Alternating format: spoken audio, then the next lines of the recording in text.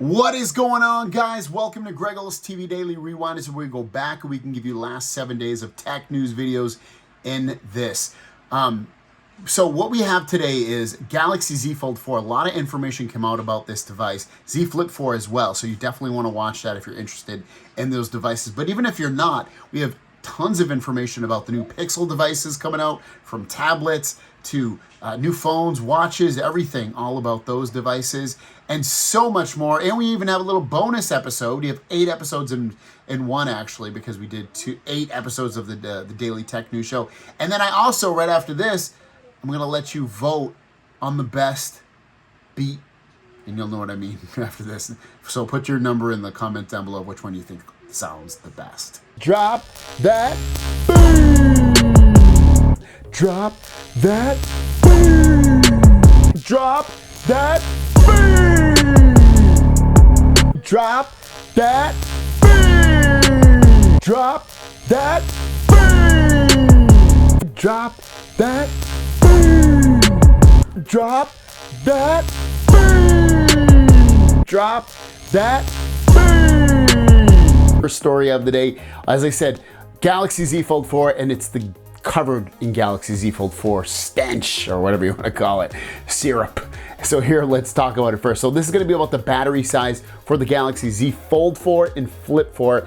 And Ice Universe is locking it in at 100%. And what he means by that is that he's saying that 100% accurate, that he's saying that the Galaxy Z Fold 4 will have a 4400 milliamp battery and the Flip 4 will have a 3700 milliamp battery. Now that's going to match exactly what you get with the Galaxy Z Fold 4. The 4400 is also in the Z Fold 3, so 4 and 3 will have the same. The second one, Z Fold 2, had a 4500 milliamp battery, so slightly bigger. So what can you expect for battery? Hopefully better battery life on the Z Fold 4, but ultimately it'll probably be about the same. So if you get good, it'll probably stay good. If it's bad, it'll probably be bad, would be my guess anyway. And Flip 3 had a 3300 milliamp. This is going up to 3700 milliamps on the Flip 4, so big jump there. So you should get much, or hopefully much, better battery life on that phone. Next, we're gonna talk about the outside display of the Fold 3 versus the Fold 4. Let's check this out. Again, from Ice Universe, showing a rough comparison of the Fold 3 versus the Fold 4. And you can see on the Fold 3, it looks taller for sure. And then on the Fold 4, it looks a little bit wider. Now, it's not so square where you're like, dang, that really looks like a completely normal phone. To me, it looks almost like a normal phone, but not quite on the Fold 4. So it still looks like it's gonna be a little bit too thin, but at least it'll be a little bit fatter than normal, helping us with some of the typing and other issues that we have complaints on of that front display. Now on the big display, this is what you're looking at. Here's another render, Fold 3 versus Fold 4. And the Fold 3, again, you can tell that it's taller. And then on the Fold 4, it is a little bit wider. But I think, and someone makes a good point, you probably wouldn't even be able to tell if you were new to these devices and you never had a Fold device. You might be like, hey, this feels what I thought the Fold 2 felt like, even though I never had it, or I just held it at Best Buy. You probably wouldn't even notice, but when we take another look at this, he actually shows it that the Fold 4 is a little bit shorter, but a little bit wider. Not crazy amount, but a little bit on there regardless. And the bigger display doesn't really bother me per se in terms of the way it feels. I actually love the inside display. It's the outside display that really, really bugs me. And then in terms of screen ratios, he's saying that it's a 6:5 aspect ratio on the inside display of the Fold 4 and a 5:4 on the Fold 3. And then the external display, the smaller skinny one, is a 23:9 aspect ratio. And then on the Fold 3, it was 24.5:9. So a little bit of a difference on there overall with how the displays look on the inside and outside displays. So if you're, you know, I guess it's always nice to, when you get a new phone, to make it, hopefully it feels a little bit different. The software is probably gonna feel very similar, so you probably won't see a lot of differences there, but just difference in the way it looks and feels, especially if you're coming from a current Fold phone, you'll notice some of that difference physically. And you know, even if it's baby steps, if this continues to be my phone of choice, the Fold line, then, you know, I'll be happy with, you know, the incremental fatter outside display. And then beyond that, if you're curious, just to add this in, my Vivo X Fold did finally ship, so I should have some videos on that hopefully in the next week or two at the most. I'll get some videos out about that. Our first story of the day has to do with the next iPhone and how big those displays are going to be. So let's talk about that, and then we also have a roadmap of things to what to expect with the next iPhones in terms of their display technology and cameras on top. So let's talk about it. So this information is coming from Mr. Ross Young. Mr. Ross Young is saying that iPhone 13 Pro currently has a 6.06 inch display. The 14 Pro has a 6.12 inch, or at least it will have, so it's a little bit bigger.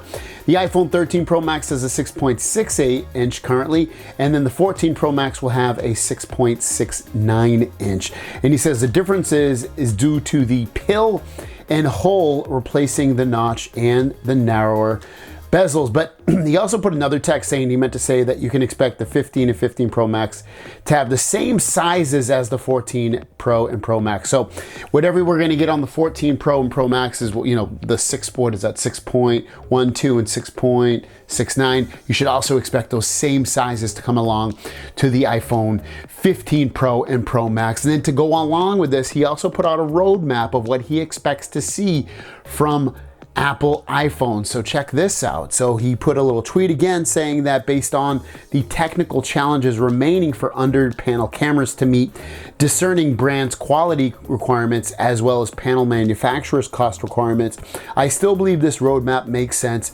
for the iPhone. And he shows that the iPhone 14, the standard models will still have the notch, the Pro models will have a pill plus hole look to them, and then in 15 they'll both have a pill plus hole look to them. And then the 2024, only the standard model will keep that pill and hole model. Then you would actually get potentially in the iPhone 16's under panel with Face ID plus a hole, and then continue that on 17 for both models. 18, you would still get the Face ID under panel and hole, but then on the Pro models, you would get under panel Face ID plus under panel camera, so you wouldn't really see anything at that point. So years away, it looks like, before iPhone actually does kind of what Samsung already does. Now, I'm not saying Samsung's amazing for doing what they've done, because the under panel camera on the Z Fold 3 is garbage, but still, it's, I guess iPhone and Apple are probably doing it at the right time as that technology matures and catches up in line as well as any other camera that was just sitting on top. Next up is about this phone, the Galaxy Z Fold 4. The front display mostly on here, and how big it actually is. And it's nice because we and actually how light the phone is going to be as well. We have some controversy over that. So let's first talk about the front panel and what to expect from it. So, and we've seen this before, but this is a rough draft of what the Galaxy Z Fold 4 potentially will look like on the front and inner displays for that new Galaxy Z Fold 4. But he goes into a little bit more depth, saying that the screen width of the external screen is almost the same as that of the iPhone 13 mini screen, which I think most people can accept. And just, you know, something what to expect of what it potentially could look like on that front display, that iPhone 13 mini on the left. And then we have a little bit of controversy, because Ice Universe is saying that the Fold 4 is very light, lighter than he thought. It's amazing, and that's kind of what we heard, that it's going to be light, but he's saying it's going to be very, very light. But then we have Ross Young on the other side of this, responding to Ice Universe, saying the panel is actually much thicker, so the frame and hinge must make up for it. So it sounds a little bit like, are we going to have a phone that maybe isn't going to be as light as we thought, and it would be more in line with the Galaxy Z Fold 3? Or it's only going to be very, very marginally thin, lighter?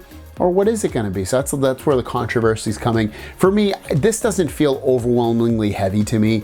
This is pretty comfortable for me. I can see some people grabbing it, but well, it's heavy, but I'm so used to it. And I don't know, it just doesn't blow me away in terms of its weight. I'm comfortable with it. So anything lighter is going to be like, hey, this is great.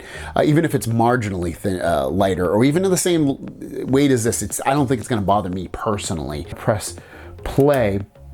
And they released this video on their own Samsung page. I'll link it down below if you want to watch the full thing. But there's a bunch of products on here. From the Flex S is what you're looking at now, which is like a tri-folding device, and has standing mode, And ultimately, all these devices are devices that will allow you to use them either in mobile, and you can slide them up on some of them and get a bigger display, or they're laptop replacement type devices or tablets. They end up showing displays for home as well, like computer displays, things like that.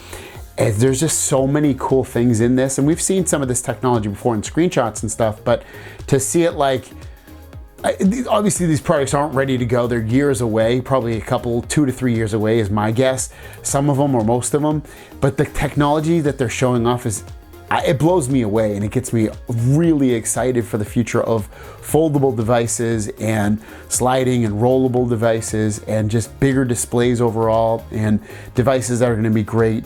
Flicker free, and sunlight visibility is basically 0, so it doesn't bother you at all, or 100% I should say.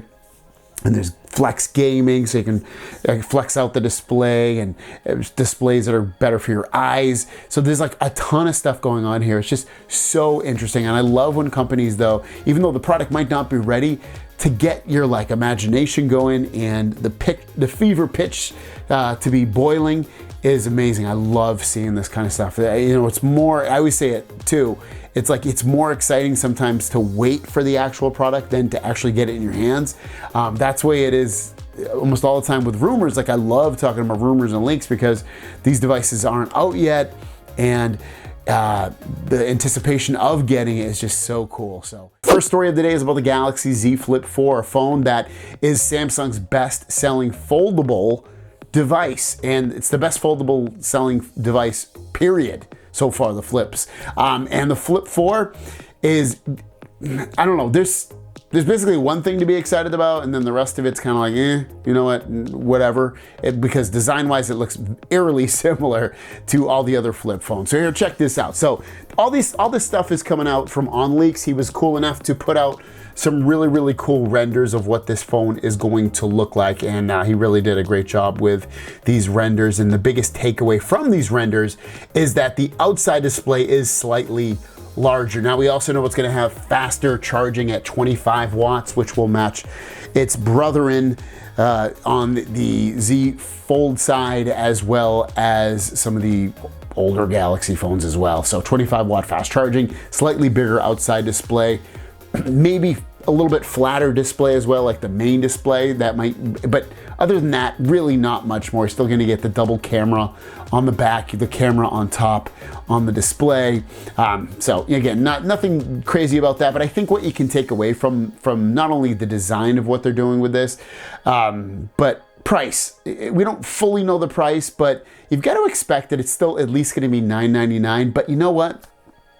I'm feeling it in my pants and in my soul that I really think it's gonna end up being $899. I think they're gonna really try to jam this price down to the point where it's almost hard not to buy that phone over, say, like a S22 Ultra or S22 Plus, where you get this cool form factor where it folds in half or flips in half, and then you get an amazing price to go with it. So I think that by keeping the design pretty much the same, I think we're gonna see a slight price reduction as well. So that's my guess, could be completely wrong, but it's just what I think. But so far, what do you think about the Z Flip 4? Next up is about the Galaxy Z Fold 4. Now, Galaxy Z Fold 4, I say it, you say it, we all say it, is the most exciting device Samsung, I feel like, is probably gonna end up releasing this year, due to the fact that the Fold phones are just so cool. I think they're amazing. And there's some nice upgrades coming to the Fold 4. And again, OnLeaks is the one leaking this information out of what it's going to look like. So let's take this closer look at the next Fold device from Samsung. So what we got here is a design we've seen before in other leaks, so I don't think it's gonna look terribly different than anything else we've particularly seen. But again, what you can take away from this is that no S Pen integration, in terms of like it's not gonna integrate into the phone itself, which we knew about. Also, you're looking at the camera setup, so you have that triple camera setup.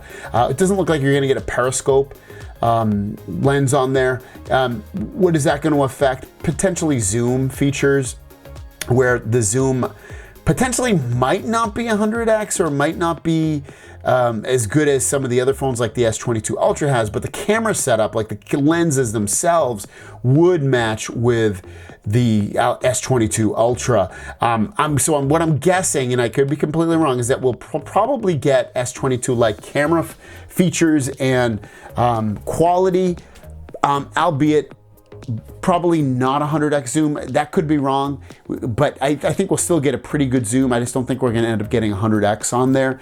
The other thing that I've seen people write, I don't know per se, but potentially laser focus, which would affect how quick it could focus. There might be focusing issues, but I don't, like the S20 Ultra did, but I don't think we're going to run into that. I'd be highly suspect that that would even come to that. Like them releasing another phone that had focusing issues, I don't think it's going to come to that. So I think focusing, I think will be okay, but who knows? We'll wait and see when that comes out. But otherwise, you're looking at a phone with a slightly fatter outside display, slightly fatter inside display. But at the end of the day, if you're new to this line, you're not going to really probably notice much of a difference, or if you haven't had the phone in a while, you probably won't notice that much of a difference. So it's really going to be almost in a way kind of related to the Z Flip 4 in that there's some changes coming to it, but not drastically completely different physically. At least there is a little bit more than the Flip 4 in terms of it being, like I said, a little bit more fatter and a little bit shorter. But ultimately, I think we're still going to see a price, and there's the rumors anyway, price is probably going to still sit around $17.99, $16.99 at the lowest. But yeah, it's looking, I'm still excited for the Z Fold 4, especially with better cameras and a slightly different design. That's something I'd still be interested in overall, and probably brighter display as well. First story of the day has to do with the Galaxy Watch 4 and Watch 4 Classic. And when are we going to see Google Assistant finally come to this watch? Well, it looks like it's come out that they will officially come out with Google Assistant on the Watch 4 and Watch 4 Classic come this summer. So my guess would probably be July or August of when it will actually hit. More so probably August is when you'll probably see it. I think it's completely ridiculous that we still haven't had it on our watches just yet. I mean, the watch has been out for a really long time and it still doesn't have Google Assistant, but it runs Wear OS. Like, come on, pretty ridiculous. But few more months and you should have it on your wrist. Next, let's talk about the devices that Google actually announced yesterday, and some of them aren't even coming out for a year or so. It's really wild. Google's been really known to kind of announce devices maybe months ahead of time, but not a year ahead of time in some of these cases. So without further ado, let's just jump into everything that we learned yesterday at Google I/O and the devices that are coming out. The first one, talking about devices that aren't going to come out for a while, is this. It's the Google Tablet 10. So it'll be a 10-inch tablet. We don't know a lot about it, but we do know that it's going to come out in 2023 and that they announced it yesterday, and they're saying it's going to go very well with their Pixel devices. I guess it's going to communicate quite well with those devices. So really cool stuff coming out for that. Next up is the Google Pixel 6a. They officially announced it. It'll be $449. It'll come with the Tensor processor, which is the same one that's in the Pixel 6 and 6 Pro. It has the Pixel specific camera features that you would expect, Titan M2 security, 5 years of security updates, an under display fingerprint sensor, all-day battery life, and you can pre-order it July 21st for July 28th release. And just to let you know, there's no headphone jack built into this phone, so if you needed that, this phone will not have that. Next up, we have the Pixel 7. They announced it. This isn't even going to be out until October, at least if you take time into thinking about when they usually release them. But they did say Pixel 7 first look. You can see what it's going to look like on the back. It looks really, really cool. I love the silver and the white on here. It really makes it stand out. It makes it look really, really premium. Super excited about this one. And they also said it's going to come with the second generation of the Tensor processor. Next up are the Google Pixel Buds Pro. They're going to come out with some Pro versions of their Pixel Buds, and they'll come with active noise cancellation. And to help with that active noise cancellation, it will have Silent Seal technology, a 6-core audio chip, tuned in-house by the Google folks. Transparency mode so you can hear what's going on around you. Beam-forming microphones. 11 hours of battery life for the buds, or 7 hours with active noise cancellation.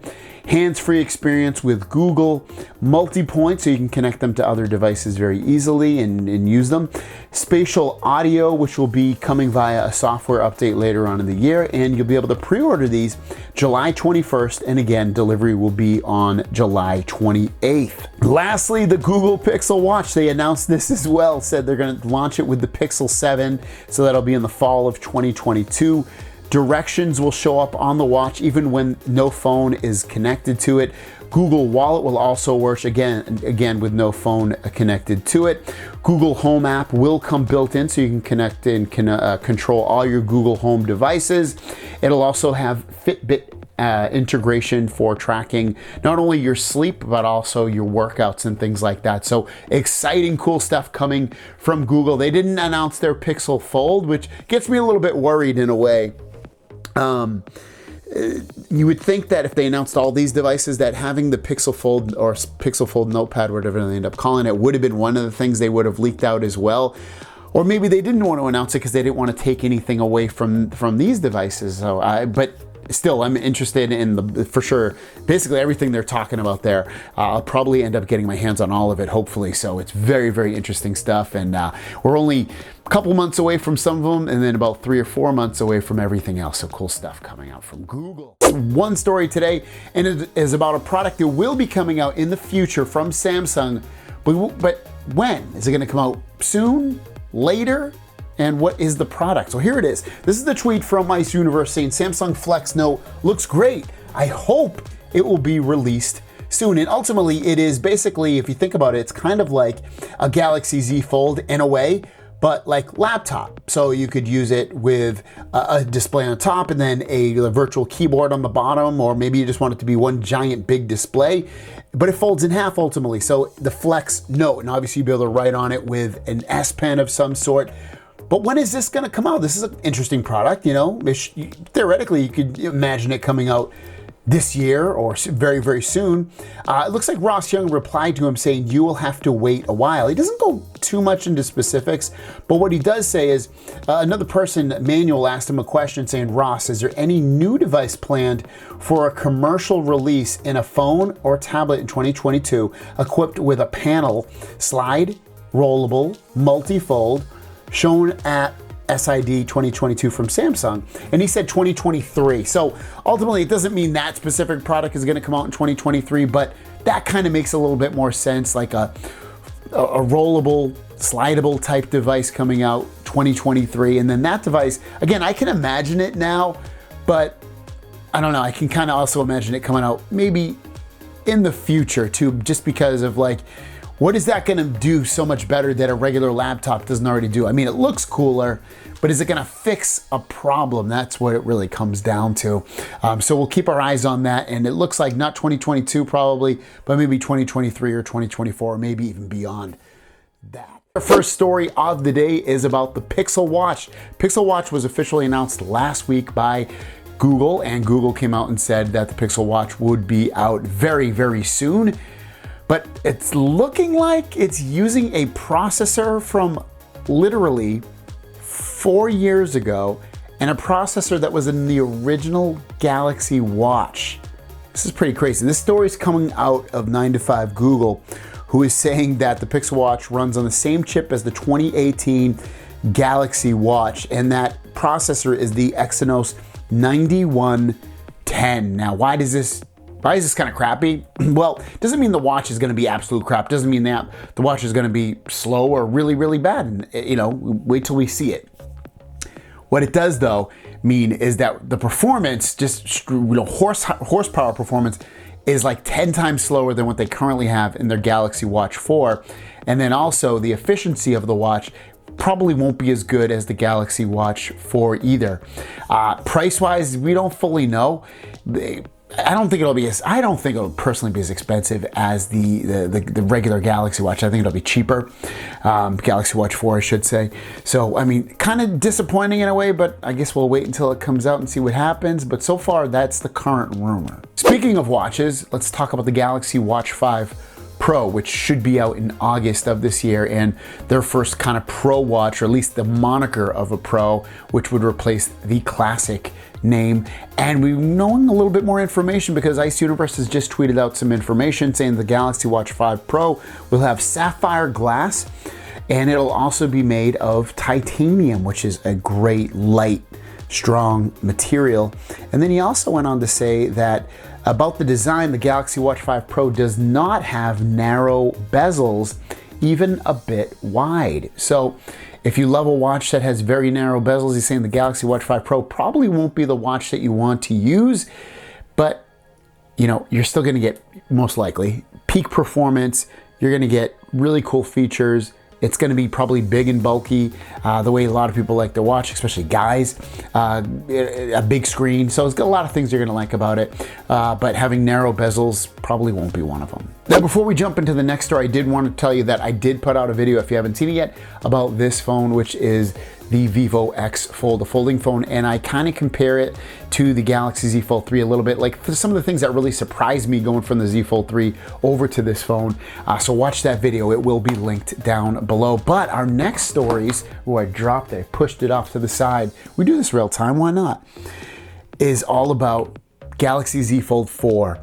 Some interesting information, again, leaked out by Ice Universe about this phone, specifically the cameras. So let's check out that information. So the information that's coming out is the Galaxy Z Fold 4 camera setup will be a 50 megapixel main camera, 12 megapixel ultra wide angle, plus a 12 megapixel 3x optical zoom. And before we dive more into that, like talking about it, I do also want to say, he put out another tweet saying it's Samsung's strongest 3x camera ever, stronger than the S22 Ultra.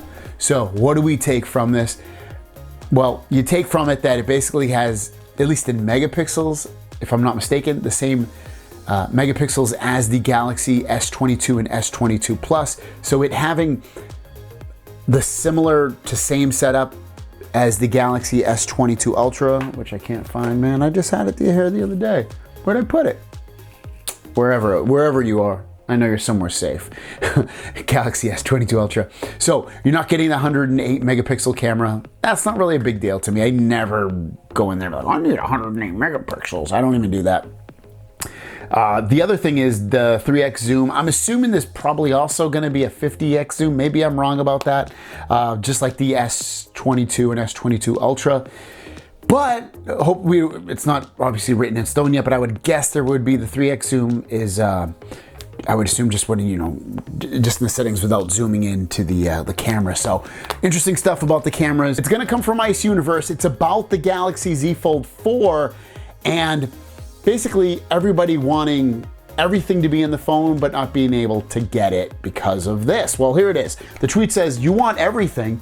You want a big camera, a 10x lens, a 5,000 milliamp battery, and an S Pen? You can do it, but it's gonna weigh 350 grams and have a thickness of 18 millimeters. Folding phones are meaningless. I wouldn't say folding phones are meaningless, but what he's saying is, you know, if you want that gigantic camera, because remember yesterday, if you watched yesterday's news, we talked about the Galaxy Z Fold 3 or 4, I should say, having the S22 Plus cameras, not the Ultra cameras. And then battery we know is a little bit kind of small. I think it's like 4,400 milliamps if I remember correctly. So his tweet saying like, you can't have everything, but you know what? You can have a Pro version. And I think obviously the market for the folding phones, especially the Z Fold line, is kind of small, even though they're kind of selling a good amount versus, you know, every single year. It's still not to the point where it even gets close to anything like the S line, for instance. So I think that eventually we'll probably get to that Pro line and we will get a phone that's, you know, bigger, heavier, bigger displays, the best cameras, the best battery life, all that stuff. I think we will get there. We're just not there yet. And I would be perfectly okay though if Samsung was like, hey, you know what? The phone's gonna weigh a little bit more. It's gonna be a little bit bigger. It's gonna be a little bit thicker. I would personally be completely fine with that if they gave us the best cameras, if they gave us a huge battery inside, if they gave us bigger displays, if they gave us everything that we want. At that point, I would be fine with it. And I'll leave that question for you guys. Would you be okay, you know, if you had the integrated S Pen, if you had all that stuff, but the phone was thicker and the phone was heavier, would that be okay with you? Let me know in the comments down below. With that said, let's jump into the Q&A portion of the video and drop that beat. First question comes from Michael Walker. Is the Vivo Fold your new daily driver phone, or are you still using the Z Fold 3? So currently still using the Z Fold 3, and to make this my daily phone, which I'm not against, I have to put the SIM card in here, which I am gonna do eventually. And then I also have to get a pop socket for it, which takes, you know, whatever. And I do want to get a case that I really like, because I don't like the case that they gave me with it. I don't like those folio type cases. And then at that point, potentially. And I mean, I still like the software right now better on the Z Fold 3, but I like almost everything else better about this phone at that point.